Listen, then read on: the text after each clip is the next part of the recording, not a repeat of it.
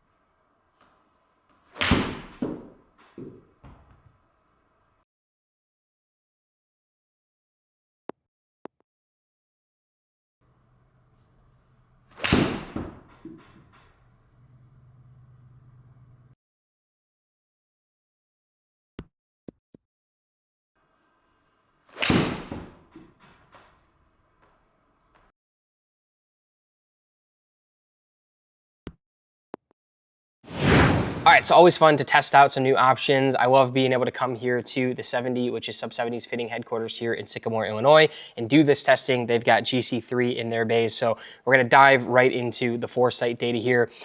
Nothing really surprising about this test, if I'm being perfectly honest. I built up all these clubs myself. They're all the same length at the length of the club that's provided. And then we've got the three models, of course, with the TC, the MB, and the CB. Everything is using Super Stroke S-Tech grips. Everything is using a KBS Money Taper 120. And then I've made sure that the heads were at the stock specs for each of the heads, which is a little bit different between all three of the models. The CB is the strongest, the TC is right there in the middle, and then the MB is the weakest of the bunch loft-wise, and then I made sure that all the line angles were matched up. So as we dive into the foresight data here, like I said, nothing really surprising.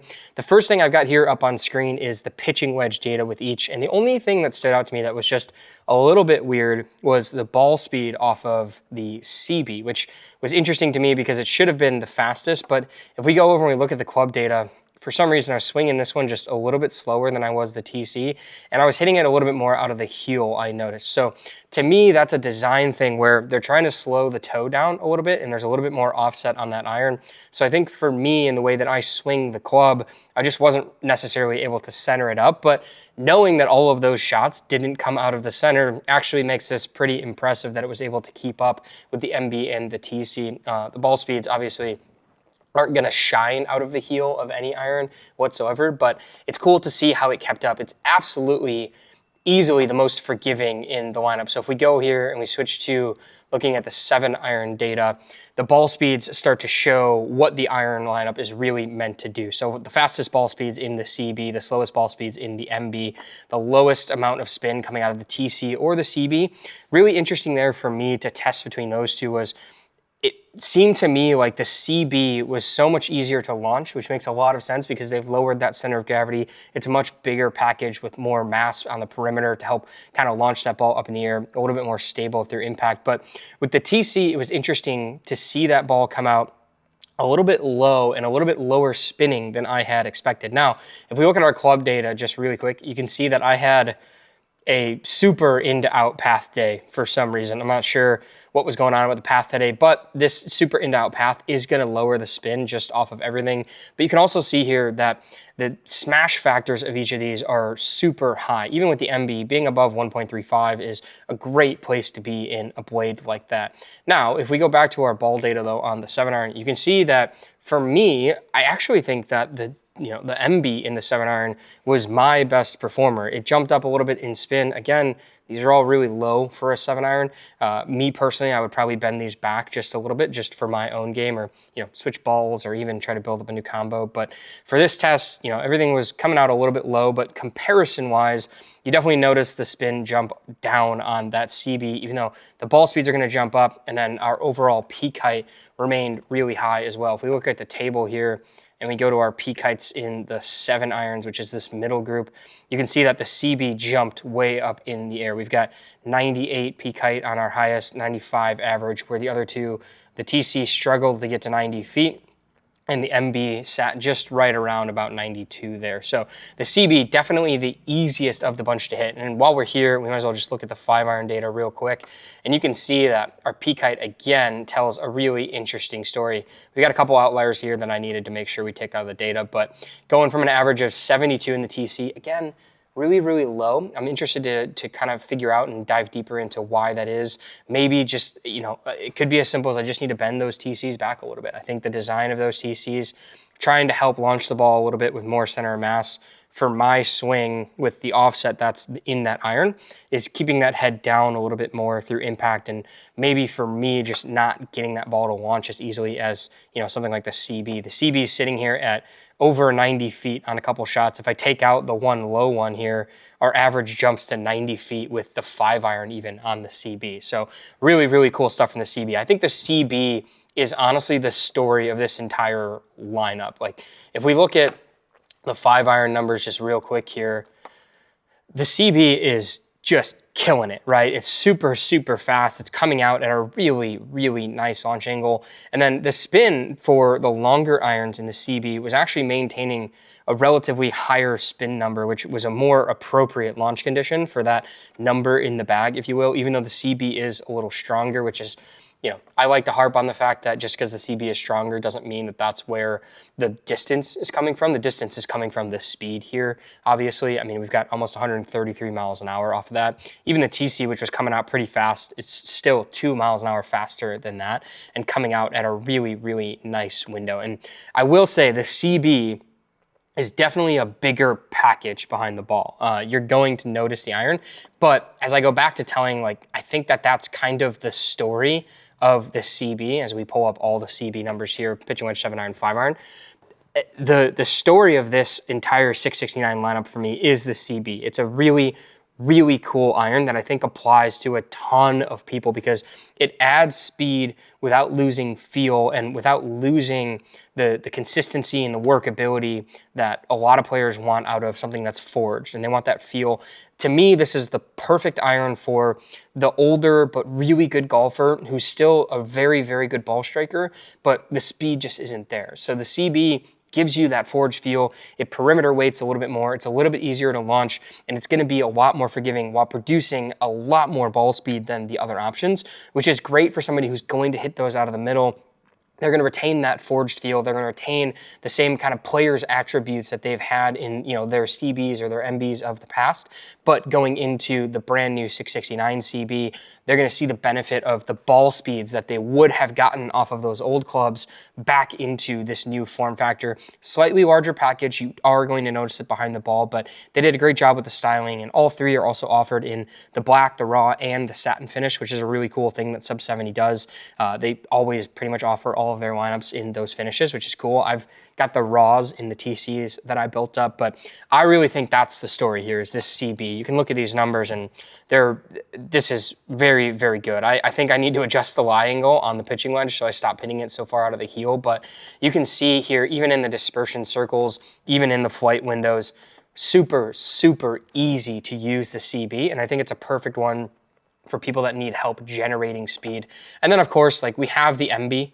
You know, the MB is going to be your classic player's blade. It's going to spin a little bit more on average than the rest of the lineup. It's a much, much smaller package behind the ball. It's a little bit easier to, you know, feel like you're in a little bit more control of that iron than something like the CB. But it's just a player's blade. There's nothing super fancy about it. They did lower the center of gravity in this one just a tiny bit to try to aid in a little bit of launch, which is something we can see in the data. These definitely launched really, really well. Like I said, the weird one to me in this one, and it's funny because this is the set of irons that I actually built for myself that I've played a couple rounds with, was the TCs today. Something about the TCs just didn't want to agree with the swing today.